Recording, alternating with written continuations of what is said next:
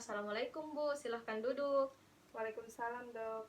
Jadi baik Bu, perkenalkan saya dengan Dokter Tami. Kebetulan saya yang bertugas di Poli Bu pada saat ini. Jadi selanjutnya Bu, saya akan menanyakan beberapa pertanyaan kepada Ibu. Saya harapkan Ibu bisa menjawab pertanyaan saya dengan jujur ya Bu. Tujuannya yaitu untuk memudahkan saya terkait dengan diagnosis penyakit yang diderita oleh Ibu. Jadi mungkin pertanyaan-pertanyaan saya Bu sedikit menyinggung beberapa hal dan mungkin ibu rasa kurang nyaman, tapi insya Allah Bu, data-data ibu semua insya Allah saya akan rahasiakan. Jadi bagaimana Bu, apakah ibu bersedia? Siap, Dok. Jadi baik Bu, saya akan memulai data-datanya, data pribadinya dulu Ibu. Iya, Dok. Kalau boleh tahu dengan ibu siapa Bu? Ibu Dila, Dok. Oh, Ibu Dilla. Umurnya sekarang berapa tahun Bu? 40 tahun, Dok. Oh, 40 tahun di Bu. Tapi Bu sudah makin menikah Bu? Iya, Dok. Sudah menikah di Bu. Jadi apa keluhan tak Bu, keluhan utama yang mungkin Ibu rasakan? Tidak bisa kencing, Dok. Oh, tidak bisa kencing Bu. Sejak kapan itu kita rasa Bu? Sejak 6 jam yang lalu, Dok. Kayak mau buang air kecil tapi tertahan di perut bagian bawah. Oh, sejak 6 jam yang lalu di Bu. Kemudian Bu, apakah ada kita rasa nyeri atau tidak Bu? Ada, Dok. Ada pada perut bagian bawah dan ada juga pembengkakan. Oh, ada juga pembengkakan kita rasa di Bu. Iya, Dok. Bagaimana ini sebelumnya Bu? Apakah memang biasa rasakan hal-hal seperti ini Bu? Baik, Ji, Dok. Normal, Ji, saat buang air kecil. Oh, normal jadi Bu. Baik Bu, apakah sebelum-sebelumnya itu Bu pernah buang air kecil tapi kayak sedikit-sedikit jika keluar air kecil, buang air kecil tak Bu? Iya, Dok. Biasa juga nyeri kalau berkemih. Oh, biasa juga nyeri di Bu kalau berkemih. Pernah pada saat buang air kecil itu Bu, kita ada kayak darah di kencing tak Bu? Iya, Dok. Pernah sekitar 1 bulan yang lalu saya ke dokter dan bilang, dokter ada darah di kencing. Saya juga dulu disuruh operasi tapi dulu saya belum siap, Dok. Oh, jadi sebelumnya ini Bu pernah periksa ke dokter, terus dokter bilang bahwa di kencing itu ada darah di Bu. Iya, Dok. Baru disuruh juga memang sebelumnya operasi Bu, tapi belum pakai siap. Iya, Dok. Oh iya, baik Bu. Tapi Bu, apakah sekarang demam Bu? Tidak, Ji, Dok. Oh tidak, jadi kalau kayak batuk-batuk Bu begitu? Tidak, Ji, juga, Dok. Oh tidak juga. Pernah rasa kayak mual-mual Bu atau muntah-muntah? Tidak, Ji, Dok. Oh tidak juga di Bu. Kita rasa juga kayak biasa sesak nafas begitu Bu? Alhamdulillah tidak, Ji, Dok. Oh tidak juga di Bu. Ini Bu, penyakit pernah berobat sebelumnya Bu atau bagaimana Bu? Tidak, Dok. Oh tidak pernah memang di Bu. Iya, Dok. Ini Bu pernah konsumsi obat dalam waktu jangka panjang Bu? Tidak, Dok. Oh tidak juga di Bu. Tapi Bu, apakah ada penyakit memang Bu seperti tekanan darah tinggi atau kayak kencing manis begitu Bu? Tidak ada, Dok. Tapi dulu saya pernah tinggi asam uratku sekitar 3 tahun yang lalu. Oh, pernah tinggi. Tidak ada penyakit tadi Bu seperti hipertensi sama diabetes, tapi asam urat tadi Bu? Iya, sekitar Dok. 3 tahun yang lalu. Iya, Dok. Kita obati itu asam urat Bu kalau kambuh? Tidak, Dok. Oh tidak di Bu. Ini Bu, tapi Bu, apakah di keluarga itu ada yang punya riwayat penyakit Bu? Iya, Dok. Ayah saya ada riwayat batu saluran kemihnya, Dok. Oh, ada batu di saluran kemihnya ya tadi Bu? Iya, Dok. Oh, baik Bu. Tapi Bu, saya akan menanyakan beberapa hal, mungkin ini agak sensitif ya Bu.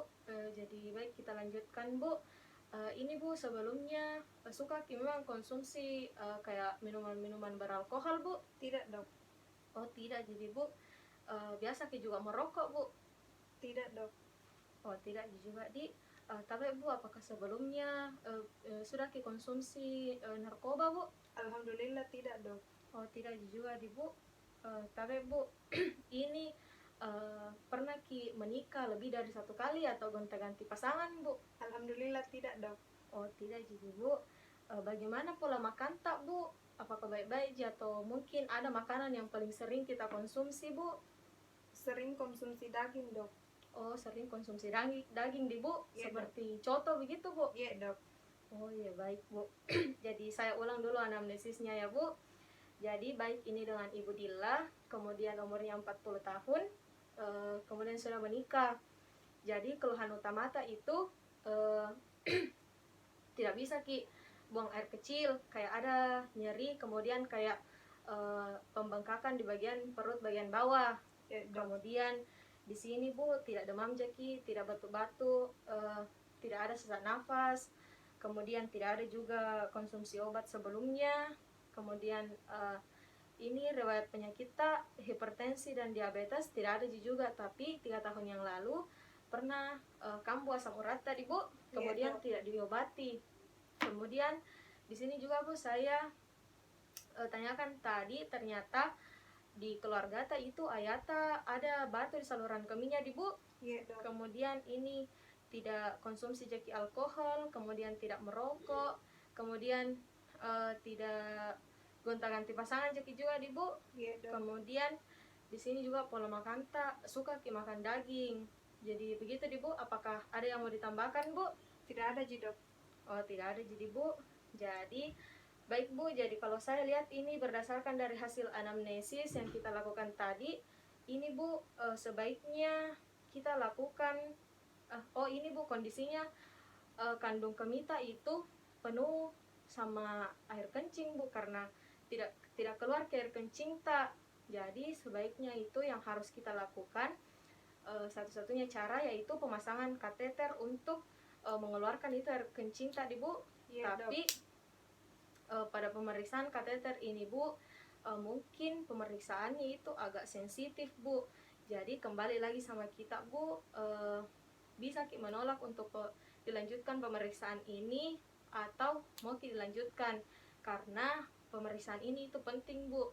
Karena kalau tidak dikasih keluar itu urin dari kandung kemita Bu, akan mengakibatkan infeksi.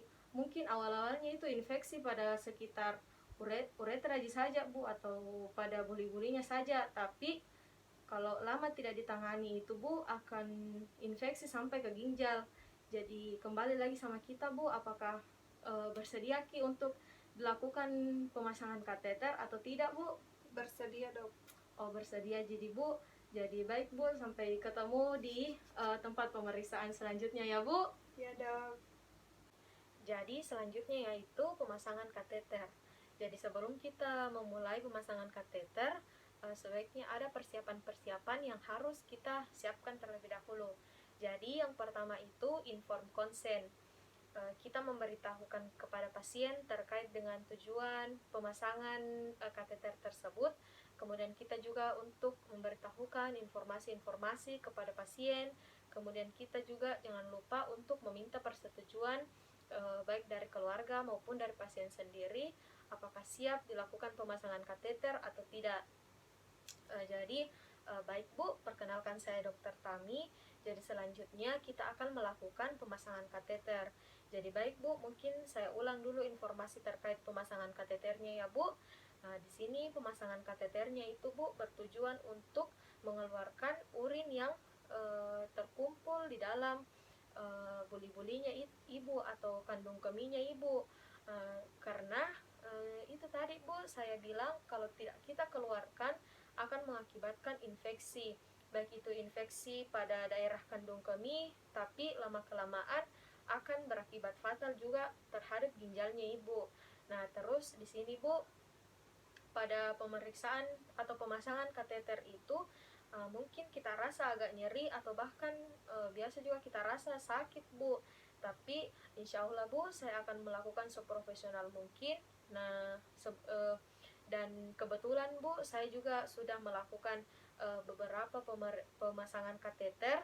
Jadi insya Allah Bu, saya akan melakukan sebaik mungkin dan senyaman mungkin Bu.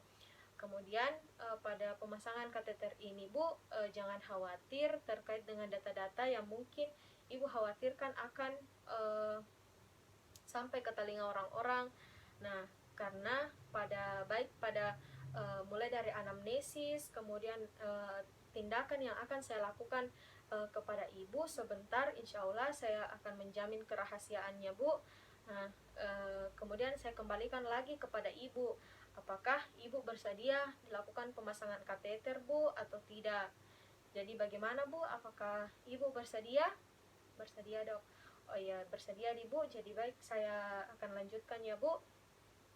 Nah, selanjutnya yaitu persiapan alat dan bahan. Di sini alat dan bahan yang saya gunakan ada hand sanitizer, kemudian ada handscoon steril, kemudian ada DAC, kemudian di sini juga ada betadine dan kasa steril, kemudian ada kateter self retaining. Nah, selanjutnya itu persiapan pasien. Jadi pada persiapan pasien kita minta pasien untuk berbaring dengan posisi litotomi. Jadi baik bu, bisa berbaring, kemudian bisa kita tekuk lutut tak bu, tapi bu bisa gak buka-buka lebar sedikit bu. Nah selanjutnya itu usahakan pemeriksa berdiri tepat di sebelah kanan pasien. Jadi kira-kira seperti ini. Kemudian setelah itu apabila pemeriksanya seorang dokter wanita, jadi usahakan ada pendampingnya itu perawat yang berjenis kelamin pria. Jadi selanjutnya kita akan melakukan atau memulai pemasangan kateter. Jadi sebelum pemasangan kateter, sebaiknya kita melakukan sanitasi tangan terlebih dahulu dengan baik menggunakan air mengalir ataupun dengan menggunakan cairan antiseptik.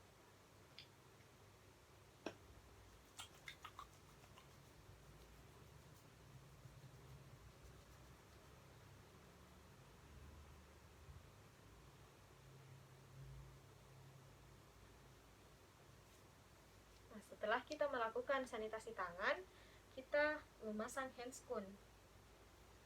Usahakan handscoon yang kita pakai adalah handscoon yang steril.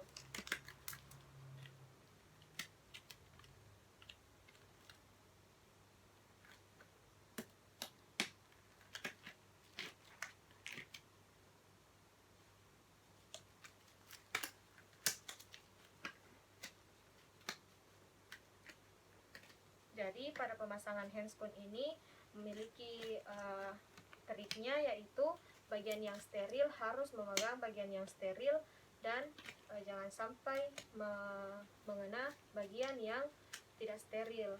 Jadi misalnya bagian luar menyentuh bagian luar, tidak boleh bagian luar yang menyentuh bagian dalam dari handscoon. Nah, setelah pemasangan handscoon, sebaiknya kita memulai pemasangan kateter. Jadi sebelum itu kita minta pasien untuk posisi litotomi, kemudian kita sterilkan bagian yang akan kita masukkan kateter. Jadi kita sterilkan dengan menggunakan betadine. Usahakan mensterilkan pada bagian orificium ureter externum, kemudian vulva, kemudian bagian mons veneris. Jadi kita sterilkan dengan menggunakan betadine. Setelah kita sterilkan, selanjutnya kita memasang DAC. Nah, fungsinya ini DAC untuk supaya kita lebih memfokuskan tempat-tempat yang akan kita pasangi kateter. Jadi seperti ini pemasangan DAC-nya. Setelah itu kita bersiap-siap untuk memasang kateter. Nah, biasanya itu kita menggunakan gel pelumas terlebih dahulu. Nah, setelah itu kita masukkan secara perlahan-lahan kateternya. Kita dorong ke dalam sampai urin keluar. Nah, di sini saya menggunakan kateter dengan self retaining. Jadi kita mendorong tepat pada ujung percabangan kateter. Di sini biasanya terdapat ujung percabangan kateter untuk biasanya tempat untuk penyuntikan air atau larutan NaCl 0,9%. Nah, setelah sampai di percabangannya, selanjutnya kita suntikan air steril atau larutan NaCl 0,9% untuk membesarkan balon yang ada di dalam kateter tersebut. Jadi kita suntikan kira-kira 5-20 cc tergantung dengan kapasitas balon. Sebaiknya kita lakukan secara berhati-hati agar balon yang ada di dalam itu tidak pecah. Nah, setelah kita suntikan, kemudian kita tarik lagi keluar sedikit sampai kayak tertahan oleh balon. Jadi misalnya kita tarik, kemudian sudah mentok, tertahan oleh balonnya. Nah, ini itu bertujuan untuk apabila urin itu sudah terisi sementara, supaya tidak terjadi adanya ruptur uretra. Nah, setelah urin sudah keluar, kita sediakan penampung seperti baskom ataupun wadah yang lain. Nah, setelah itu apabila urin sudah lancar keluar, kita bisa memasangkan pada ujung kemudian kita lepaskan dak yang telah kita pasang tadi. Jadi kita lepaskan dak. Nah, setelah itu apabila urinnya sudah lancar keluar, kita bisa memasangkan bag urin di tepat pada ujung kateter. Jadi fungsinya itu untuk sebagai wadah untuk urin yang keluar agar tidak tercecer. Contohnya seperti ini. Nah, kita bisa fiksasi ke bagian paha pasien ataupun bagian pinggul pasien. Kita simpan di sini. Jadi pasien bisa merasakan apabila tempat urinnya ini sudah penuh, segera diganti oleh perawat. Jadi tabe Bu, apakah apabila sebentar Ibu merasakan seperti nyeri atau Ibu rasakan ini bag urinnya sudah penuh, bisa Ibu laporkan sama petugas ya Bu. Kebetulan di sini petugasnya standby terus Bu. Jadi usahakan tidak terlambat apabila kita rasa sudah mau penuh ini tempat urin sebaiknya kita melapor cepat ya Bu. Ya, baik Bu, terima kasih. Selanjutnya, apabila pemasangan kateter telah selesai, sebaiknya kita mencelupkan tangan kita dengan kondisi masih menggunakan handscoon ke dalam baskom yang telah berisi cairan klorin 0,9%. Jadi kita 0,5%. Jadi kita masukkan ke dalam baskom, kemudian kita bersihkan semua sisa-sisa yang menempel pada handscoon. Nah, setelah kita rasa sudah bersih, sebaiknya kita melepaskan handscoon dengan hati-hati. Jadi yang bagian luar menyentuh bagian luar. Nah, kita buka sepotong, kemudian yang bagian dalam, yang tangan kita kemudian menyentuh pada bagian dalam yang tidak terkontaminasi. Selanjutnya kita buang pada tempat sampah medis. Setelah itu jangan lupa untuk lakukan cuci tangan kembali agar kita bisa menjamin tangan kita tetap bersih.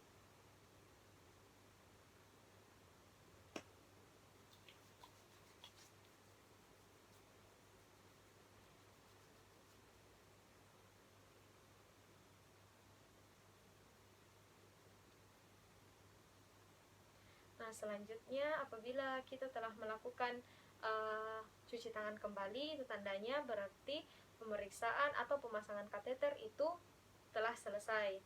Jadi baik Bu, pada pemeriksaan kateter ini sudah selesai. Saya harapkan pada pertemuan kita selanjutnya Bu, Ibu sudah sehat ya Bu. Terima kasih Bu atas kepercayaan yang telah diberikan kepada saya. Semoga sehat selalu ya Bu.